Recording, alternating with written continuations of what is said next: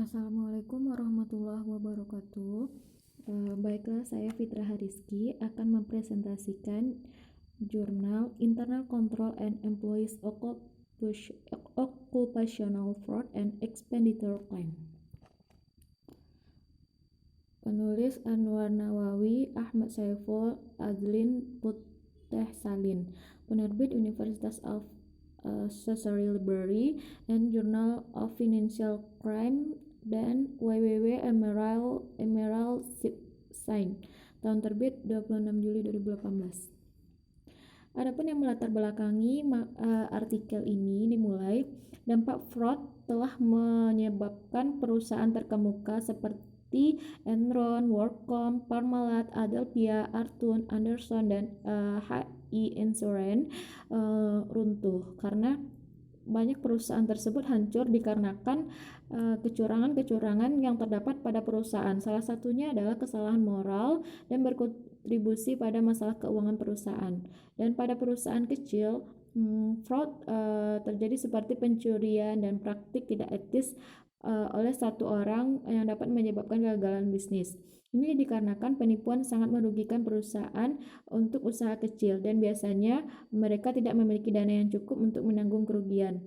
Dan berdasarkan survei fraud yang dilakukan oleh beberapa KAP global seperti PwC, KPMG, dan Ernst Young, di mana bentuk utama kecurangan meliputi pencurian uang tunai, inventaris dan peralatan, faktur palsu, sogokan, dan penyuapan yang tidak benar, kartu kredit perusahaan, pengalihan penjualan untuk bisnis sendiri, klaim biaya palsu, penyedotan stok oleh vendor dan pihak ketiga, serta pencurian informasi. Nah, penipuan ini yang paling sering dilakukan oleh karyawan dalam suatu pekerjaan. Nah, berdasarkan penelitian Reverse tahun 2009 mengemukakan bahwa kecurangan kerja biasanya terjadi ketika perusahaan tidak melakukan membentuknya unit fungsi khusus untuk memantau kegiatan. Ukuran perusahaan juga mempengaruhi besarnya kerugian yang dialami oleh perusahaan atas kecurangan okupasi relatif dan kerugian akibat penipuan bernilai besar dan maupun kecurangan yang terjadi pada perusahaan yang ukurannya lebih kecil. Nah, tujuan penelitian ini yang pertama menyelidiki kelemahan sistem pengendalian internal dan pengaruhnya terhadap pengelolaan uang muka. Yang kedua, mencari pendapat karyawan tentang kecurangan kerja. Yang ketiga, memeriksa yang paling populer kecurangan yang terjadi yang dilakukan oleh karyawan. Yang keempat, menyelidiki apakah lingkungan kerja seperti standarisasi struktur gaji, penghargaan, whistleblower, prakerja screening, dan manfaat karyawan secara signifikan apakah dapat mengurangi kecurangan pada klaim pengeluaran atau expenditure cycle. Nah, studi kasus. Pada studi kasus perusahaan di sini mengambil suatu perusahaan yang didirikan pada tahun 1980 di Klang Valley, Malaysia. Bisnis inti perusahaan termasuk menjalankan bisnis yang berkaitan dengan perancangan, manufaktur, perdagangan, instalasi konstruksi, pemeliharaan, instalasi pengelolaan limbah, dan pengelolaan limbah padat. Nah, produk yang pada perusahaan di sini memberikan solusi lengkap mulai dari manufaktur, desain, konstruksi, pengujian, dan commissioning. Dan seharusnya perusahaan tidak memiliki departemen pengendalian internal, tetapi perusahaan di sini hanya menyewa kantor akuntan untuk melaksanakan tugasnya, dan penilaian pengendalian internal hanya dilakukan dalam setahun, dan jelas ini tidak cukup dalam melakukan pengendalian internal. Dan studi kasus untuk akan membantu mendeteksi perusahaan dalam mendiagnosis kemungkinan kejahatan yang terjadi.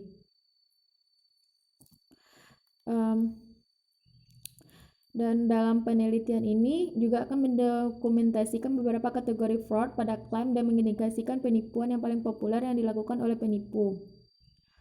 Nah, makalah ini disusun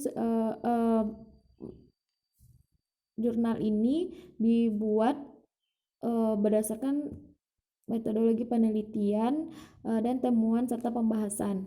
Nah, kita masuk pada tinjauan pustaka. Tinjauan pustaka adanya pengendalian internal dan fraud komite. Organisasi COSO menjelaskan bahwa pengendalian adalah merupakan kebijakan dan prosedur yang ditetapkan dalam memberikan keyakinan yang memadai bahwa entitas tertentu akan mencapai suatu tujuan. Nah, tujuan pengendalian internal adalah untuk mendukung entitas dalam menilai risiko mereka untuk mencapai tujuan yang ditetapkan dan mempertahankan kinerja mereka. Dan sistem pengendalian internal terdiri dari 5 komponen yang diadopsi oleh berbagai jenis perusahaan, yaitu lingkungan pengendalian, penilaian risiko, kegiatan pengendalian, informasi dan komunikasi, serta pemantauan kegiatan. Nah, berdasarkan penting bagi perusahaan memastikan bahwa sistem pengendalian internal mereka telah kuat dan sehingga kegiatan penipuan dapat dicegah. Dan menurut kontrol internal yang kuat, menurut para ahli, menurut Rahim, internal kontrol yang kuat dapat mencegah terjadinya penipuan. Internal kontrol tersebut menghasilkan efisiensi yang lebih tinggi menurut Feng et al. Nah, dan adanya tanggung jawab akuntabilitas yang lebih baik dalam mengelola sumber daya perusahaan, serta melarang perilaku dalam mengambil risiko yang mempertaruhkan perusahaan. Adanya perataan laba dan prediksi arus kas dan konsistensi, serta meminimalkan guncangan dari kejadian yang tidak menguntungkan dan merugikan perusahaan yang mengarah pada kepatuhan yang lebih tinggi terhadap hukum serta regulasi yang ditetapkan pada perusahaan. Dan sebaliknya, kontrol internal lemah menurut Lokan, pengendalian yang lemah memberikan peluang bagi pelaku fraud untuk melakukan fraud dan penipuan. Lokan menyebabkan penurunan pendapatan omset yang disebabkan oleh lemahnya pengendalian internal. Dan menurut South et al. Juga adanya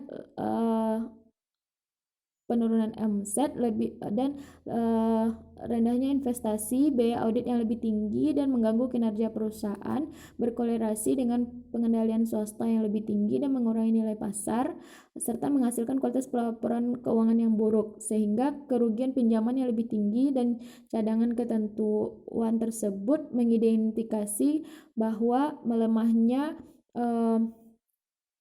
internal kontrol dan pengaruh lingkungan kerja terhadap penipuan. Lingkungan tempat kerja dan kondisi kerja merupakan prediktor penting dari penipuan, di mana lingkungan kerja suatu organisasi dapat meningkatkan loyalitas staf dan menciptakan kondisi yang benar atau salah untuk tenaga kerja yang harmonis dan dapat dipercaya. Jika organisasi tidak menciptakan kondisi yang tepat untuk tenaga kerja, seperti memastikan karyawan merasa aman dan terlindungi, sebagian dari sebuah tim organisasi dapat mengubah orang dalam menjadi yang sebelumnya terancam menjadi tidak terancam, ataupun memberikan peluang bagi orang untuk melakukan suatu ancaman pada perusahaan. Nah, pengaruh lingkungan kerja terhadap penipuan. Pengaruh lingkungan kerja terhadap penipuan yang tadi juga telah saya jelaskan, bahwa lingkungan tempat kerja merupakan prediktor penting dari terjadinya suatu penipuan tersebut. Nah, untuk mencegah kekurangannya pada lingkungan kerja di sini, ada elemen kunci yang perlu dipertimbangkan dalam penipuan dalam organisasi ini. Ini terdiri dari penilaian dan evaluasi proses dan struktur non formal organisasi, identifikasi tekanan lingkungan dan persaingan, serta memperkuat struktur proses dan manajemen organisasi, serta struktur kompensasi karyawan, dan menilai apakah karyawan merasa dibayar dan dihargai cukup untuk pekerjaan yang mereka lakukan dalam berorganisasi. Nah, kita masuk pada teori triangulasi atau penipuan theoretical framework. Ada 3 elemen yang menyebabkan terjadinya penipuan atau kecurangan. Yang pertama adanya tekanan, yang kedua adanya peluang, dan yang ketiga adanya rasionalisasi. Tekanan di sini merupakan tekanan keuangan, di mana faktor tipikal itu menyebabkan penipuan. Individu yang di bawah tekanan akan mempertahankan gaya hidup saat ini atau yang saat ini diinginkan, sehingga memiliki masalah keuangan yang begitu besar, seperti banyaknya tagihan yang belum dibayar. Nah, dengan adanya yang kedua, dengan adanya peluang, maka kemungkinan terjadinya kecurangan itu sangat tinggi. Dan yang ketiga, adanya rasionalisasi alasan yang dapat diterima, yang melibatkan penipuan mencoba membenarkan dan mendamaikan perilaku penipuan dan kepercayaan yang nilai tersebut dapat diterima di tempat lingkungan tersebut, di tempat karyawan tersebut beroperasi. Nah, metodologi penelitian. Metode penelitian di sini menggunakan data perusahaan yang dipilih sebagai kasus dalam penelitian ini. Studi kasus pendekatan digunakan karena informasi analisis yang kaya dapat dikumpulkan dari kasus yang mampu memberikan hasil yang lebih akurat dan mencerminkan praktik aktual. Metodenya lebih menganalisis suatu perusahaan dengan menggunakan survei. Jumlah sampel di sini menggunakan 35 karyawan di perusahaan tersebut yang dikumpulkan dari karyawan perusahaan kantor yang melibatkan semua tingkatan karyawan, termasuk eksekutif, staf, non-eksekutif, dan staf manajemen. Dan survei kuesioner dikirim melalui email dan 2 minggu diberikan untuk menjawab survei, serta data yang digunakan. Data dari dan jenis informasi tersebut seperti pergerakan biaya, kebijakan perusahaan, peraturan dan prosedur yang diambil, dan departemen audit internal serta departemen sumber daya manusia dan keuangan departemen. Data ini penting untuk melacak biaya yang lebih rentan terhadap penipuan untuk ditemukannya pengendalian internal dari aturan dari suatu prosedur. Nah, kita masuk pada pembahasan di mana adanya temuan dan pembahasan. Yang pertama, adanya pengendalian internal atas pengambilan uang tunai. Teman-teman, di sini pada tabel 1 menunjukkan pendapat respon tentang yang merekomendasikan perbaikan pengendalian internal dan penilaian mereka terhadap keadaan internal saat ini yang berkaitan dengan penarikan uang tunai. Pengendalian ini tidak akan menghalangi produktivitas dan kecepatan pekerjaan saat ini, yang berarti kuat pengendalian internal diperlukan untuk memerangi penipuan dan pelaksanaannya tidak mengorbankan pekerjaan karyawan secara efisiensi. Nah, di sini ada 11 item yang terkait dengan pengambilan uang tunai, seperti internal control.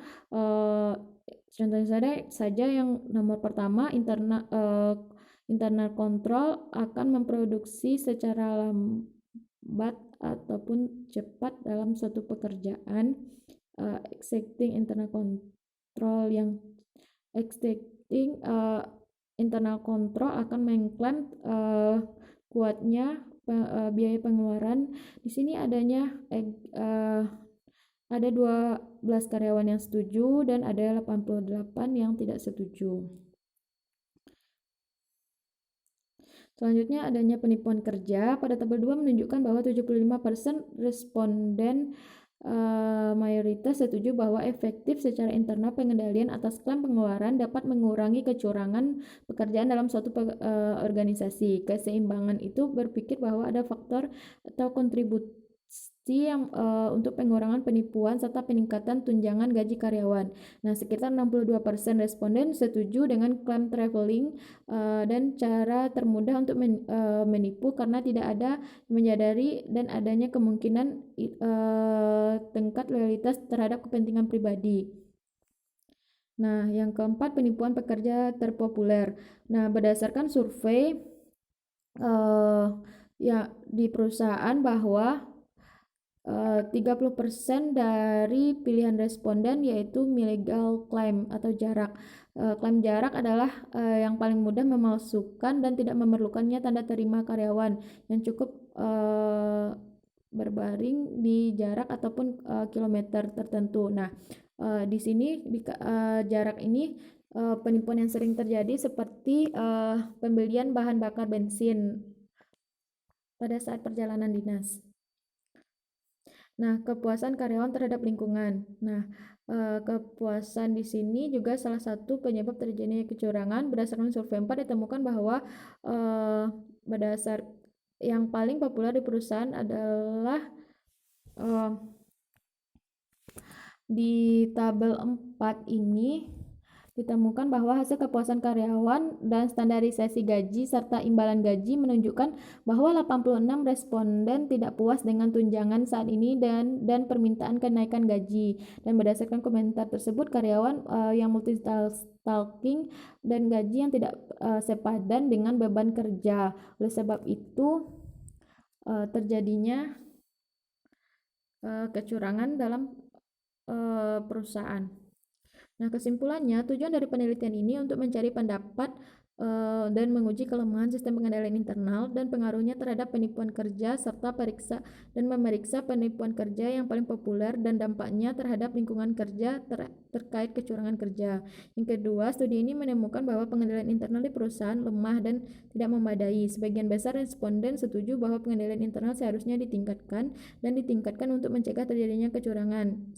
Dan semua departemen, khususnya keuangan departemen, memainkan peran penting dan memantau efisiensi pengendalian internal.